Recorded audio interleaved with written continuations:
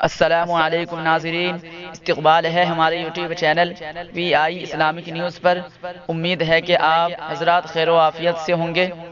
ناظرین، اس وقت کی بڑی اہم خبر ہم آپ کے ساتھ شیئر کرتے ہیں۔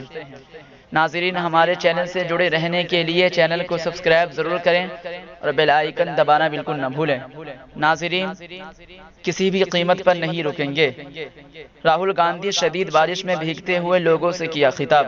ناظرین، آپ کو ہم آگے بتلاتے چلیں، کرناٹک کے میسور علاقے میں تیز بارش کے درمیان کانگریس کے لیڈر راہل گاندھی نے اپنی بھارت جوڑو یاترا کے دوران ہزاروں لوگوں سے کیا خطاب۔